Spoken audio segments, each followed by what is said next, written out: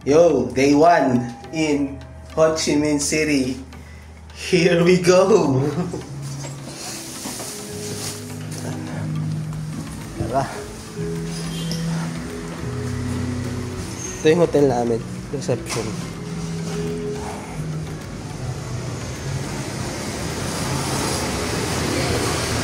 Buti naman, hindi na maulan. Tourist area pala talaga dito. Tourist area. Ito yung labas namin.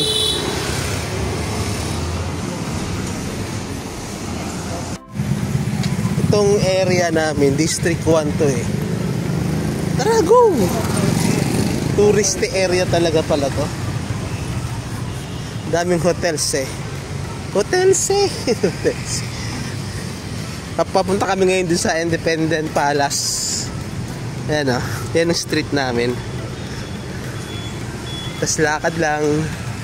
Ito na yung mga kapihan ditong mararaming sikat to.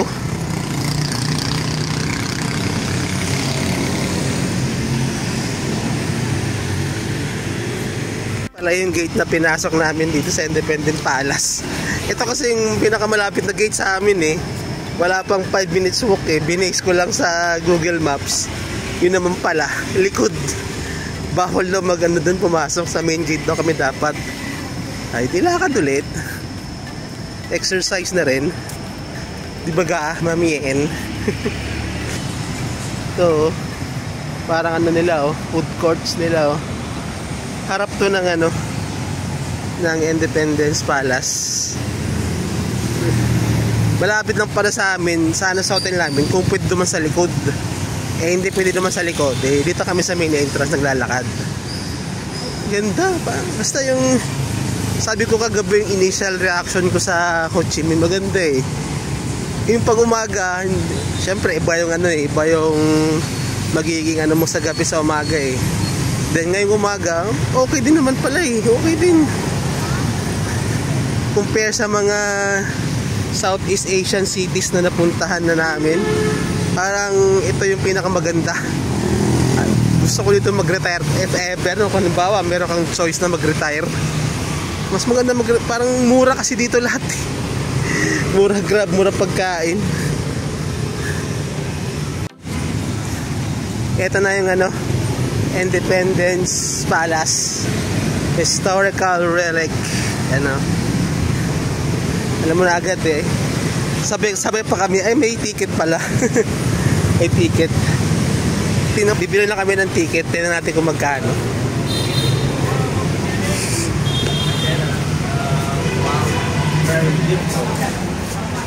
Ayun no, 65 ano mami, 1,000. Oo. Pag tourist, kano ba pag tourist? Ito yung tickets nila dito.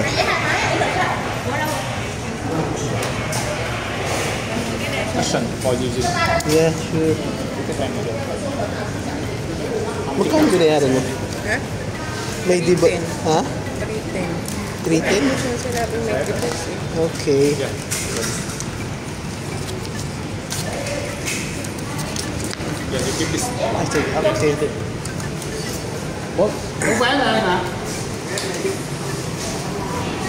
Ito yung nakuha namin, yung merong ano, audio device.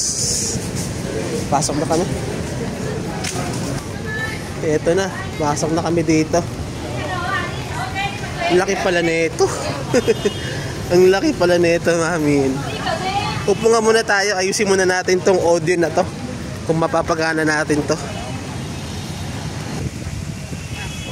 Papasok na kami sa The Independence Palace.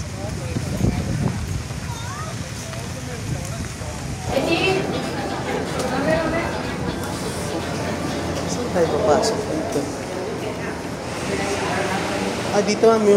Dito pala oh.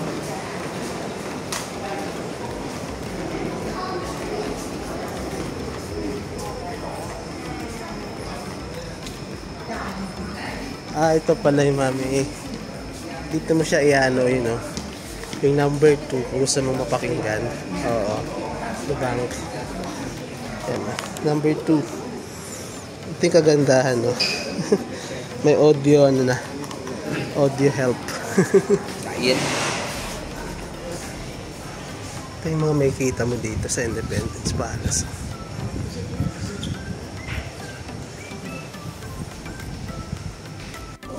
Ayan yung picture ng mga nakaraang dekada. Tapos ayan na siya ngayon. Diba? Ang cool, diba? Para ka ring bumalik sa nakaraan. Actual to, actual to na ito replica. Galing. Galing yung museum na to, no? Ganda talaga ng ganitong mga ganitong klase naman. Ganda eh. And this is a very important one. Stick talaga itong museum. Ang ganda na, napaka-informative eh. Ganda, na-preserve nila yung ganitong mga klase.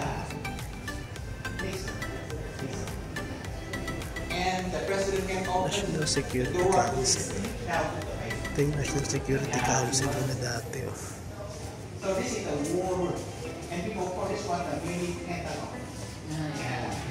Now we have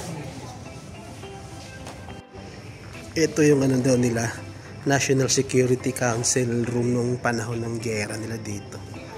Ganda, nakakabilib yung mga ganito yun. Akalain mo yan, di ba? Para ka na rin bumalik sa kanilang history.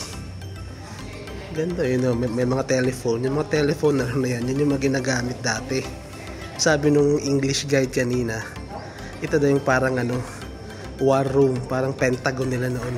Yun ang mga telephone, no? Mga mapa nila. Dito sila nag-i-strategize nung panahon ng gera.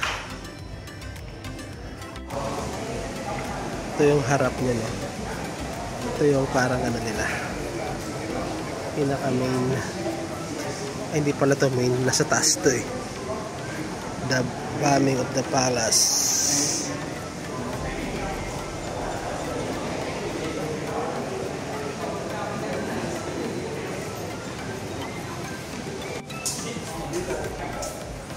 Ano meron dito? Pasok tayo.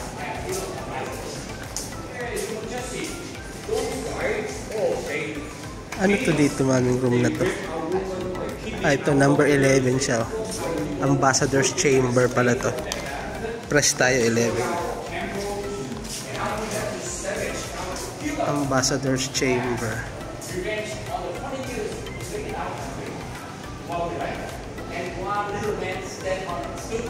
Ito naman yung Ambassador's Chamber. Dito daw nire-receive noon yung credentials ng mga ambassadors all over the world.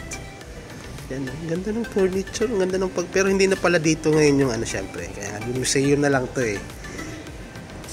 1975 last nagkaroon dito ng acceptance of diplomatic credentials. Meron dito, dining area. Guys, dito mami, wala pa tayo dito.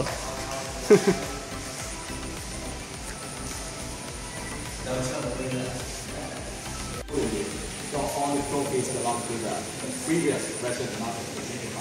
The second one with that country sold to the city by the war, so no time for hunting. So it proved that we had got on the bison, got on the deer, on the elephants, on the Baka dito natutulog yung mga presidente nila dati. Bedroom nakalagay, bedroom.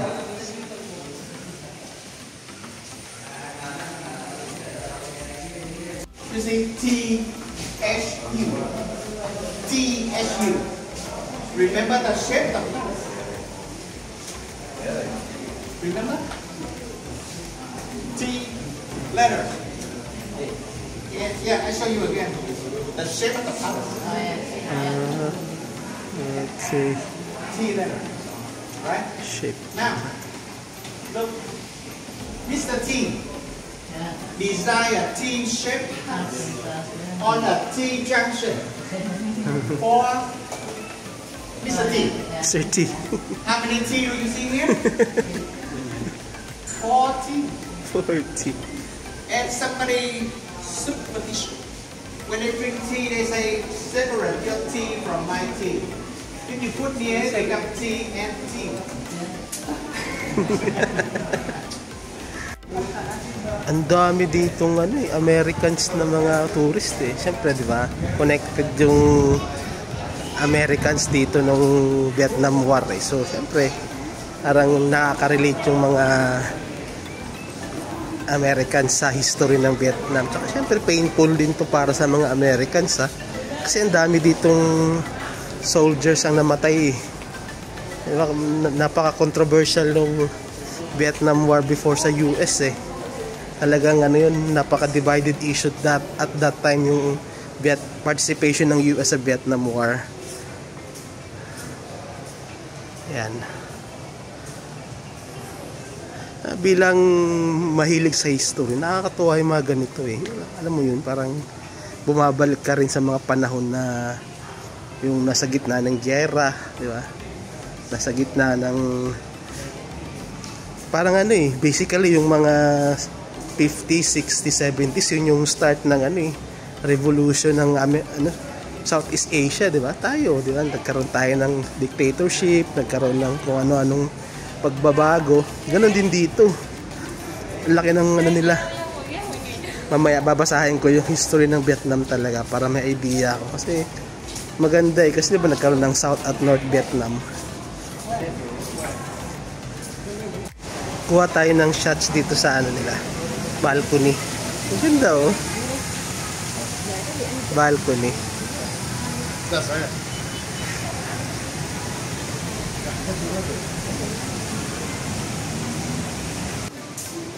Kwarto. Ito daw yung Vice Presidential Office. Vice Presidential Office.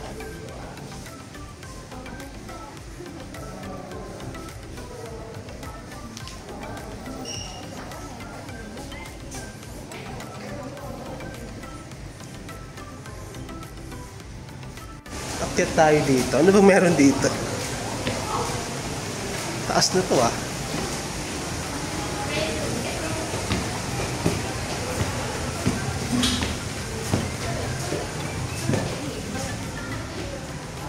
Sarado. Yo. Ha? Oh, yes ay.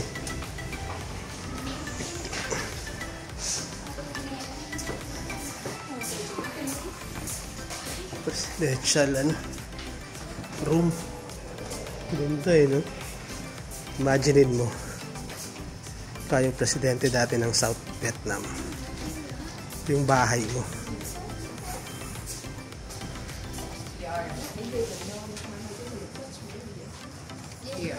Nasa pang-apat na palapag na to eh.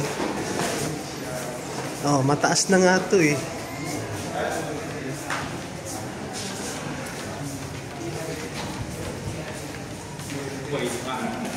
Dito, ano naman dito? Galing nga, may chopper.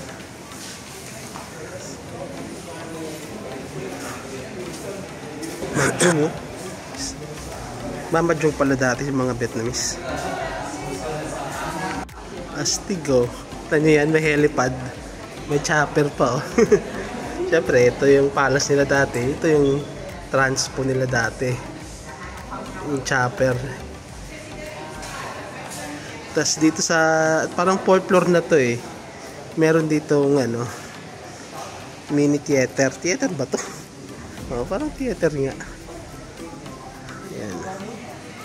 Wala na masyado nakakaakit dito sa 4th floor eh. Medyo kasi mahirap yung direction eh. Maraming sarado na sundan mo lang talaga yung mga tao. Ito yung nila. First Ladies Reception Room. Tingnan natin na.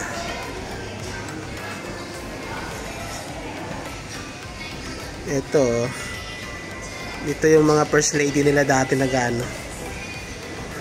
nag-re-receive ng mga bisita. Library, ito yung library. Basa tayo ng books. Yan Ito yung mga lugar namang matatalino.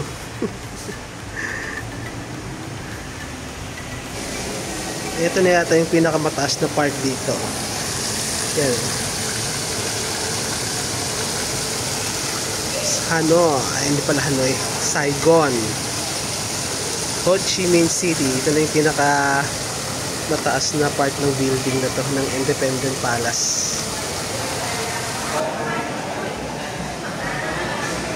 Yung pinaka-balcony, oh. Uy! Ano nangyari sa'yo?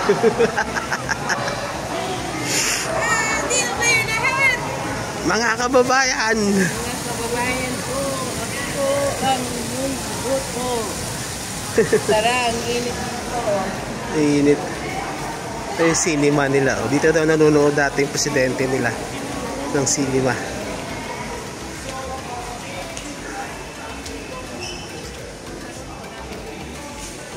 Cinema pala to. Kala ko naman kanina ano, theater house. Kala ko naman, yun ay pinakamataas. Meron pa palang akyat. Dito, projection room. Ito na talaga yung roof deck. Roof deck. Ito na yung pinaka roof deck talaga. Nakapagod din daw. Maliwalas dito, malamig. May mga bilihan ng tubig. Maliwalas. Ito na yung pinakamataas na part eh. Yun na yung chopper kanina, nakita natin. Yun sarap ng hangin. Yung lapit lang ng hotel namin dito. Parang doon lang banda Aliwalas. Sarap. Sabi ko na yung H1 yung helicopter na to eh. 1975 bomb.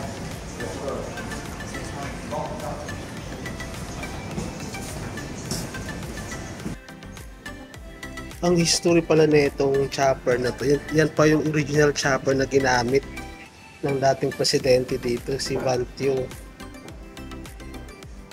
Yan, kita nyo naman, di ba? Naka-witness pa tayo. History talaga nila. Tapos yung bakal na yan yung signature pilot. Tapos yung kulay red na yan, merong yan eh. Merong significance. Nga ba yun? Babasahin natin. Lagi baka naman tayo dito.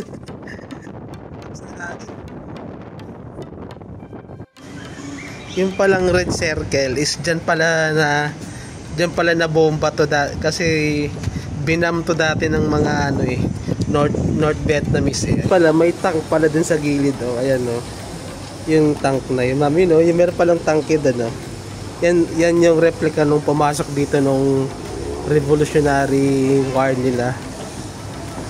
Ito yung maganda pag may audio guide ka eh. Ito yun ayan audio guide na yan.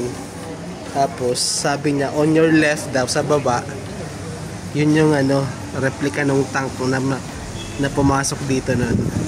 Husay, galing. Pababaan na kami at try namin puntahan yung bunker. Dito kami naman sa kabilang side. Bunker. Tanad yung bunker.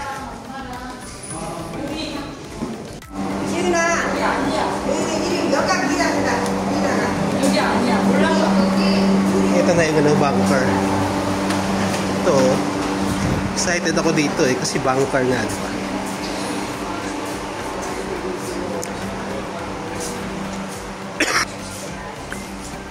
Ito yung parang war room din to nila eh.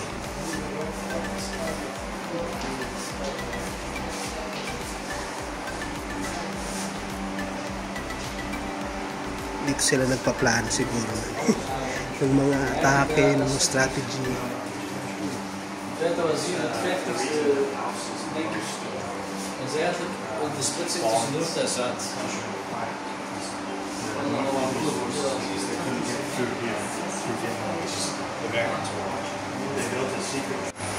Ito yung nila, communications room. Communications room nila. Imagine mo nung panahon, no, ikaw yung operator dito. Napaka-intense siguro nun, no?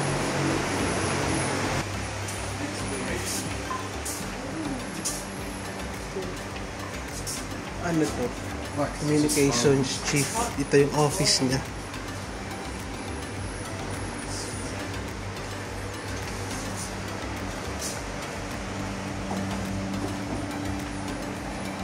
Ano meron dito? Code.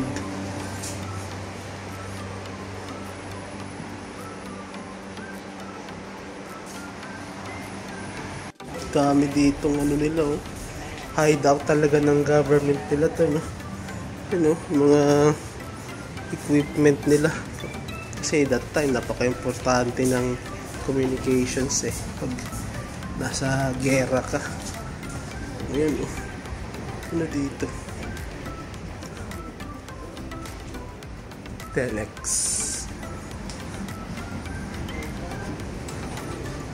Ganun din. Provided by the, ano pala to, American government that time.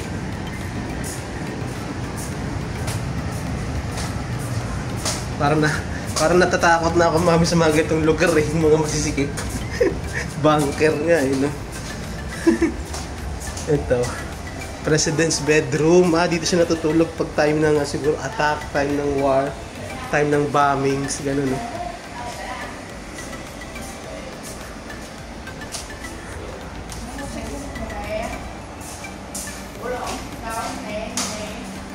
President's war room. Ito na nga, oh. Bunker nga. Ito yata yung bunker dun papunta ano, eh. Exit na ba to?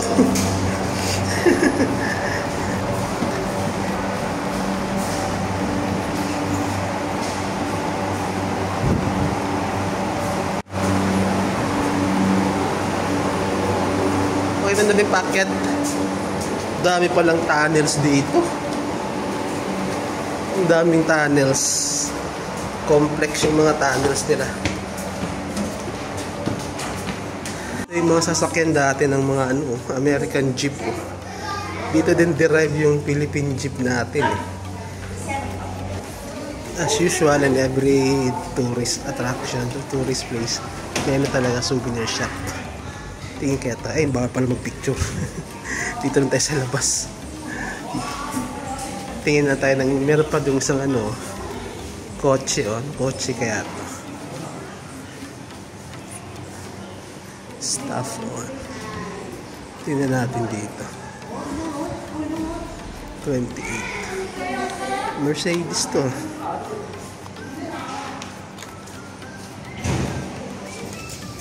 Nasa likod kami na part ng Independence Palace. You know, ito kami kayo nagaling sa taas. Sarap ng hangin. Biglang bumuhos yung ulan, eh. Pero saglit lang, nawala na rin agad, no? Takbo kami dito sa may cafe. Cafe 3, ano ba to? Cafe 304. Sikat to dito, yung daan ko na nakikita, eh. Ayun, umorder kami dito. Lunch na rin namin to, 1:30 na, eh. Dito pa rin to sa loob ng The Independent Palace. Tapos supposedly pupunta kami dito sa exhibition ng kung basta meron, eh, kasama sa binayaran yun, eh. So after mag lunch dadaanan pa namin yun. Tapos pupunta na tayo dun sa ano mami sinasabi mo? Saigon shopping mall. Yun. Oh, ang sarap po.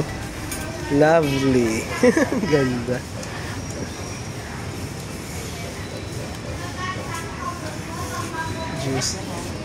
It's mine.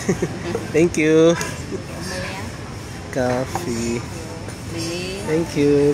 Thank you po. Yan na, oh. Favorite ko na talaga ito. Naging favorite bigla, eh, no? Ito yung order ko. Pero hindi ko talaga alam kung anong inudro kanina. Binasa ko lang. May nakita akong egg, eh, tsaka pork. Ganyan pala. French nga tayo, diba? French influence nga yung mga pagkain dito, eh. Para tayong mga French ngayon. Ito kasama pa to dun sa binayaran natin. Namin pala natin. From Norodom Palace to Independence Palace. Saan kaya ano nito? Nasa loob pa rin ito ng compound ng ano, Independence Palace. May kita dito. Lamig lamig. Very good na lamig.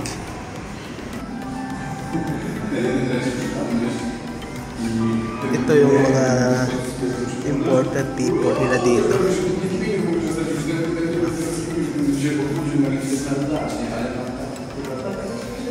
Ito yung mga ano nila dito. Ano, mga bayani, mga former presidents.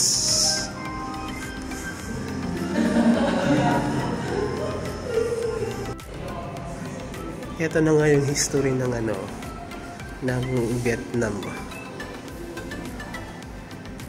Ito yung mga ano nila.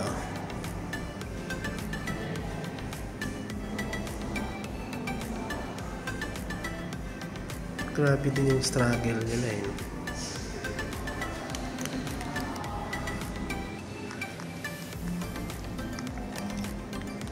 Chan Lao Party.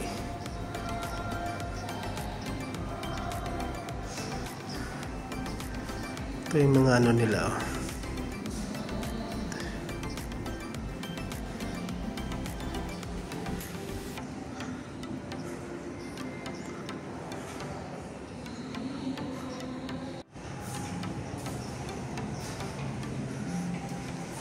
Palabas na kami sa Independence Palace. Babalik lang namin itong ano dun. Kinuha namin audio guide. Ito yun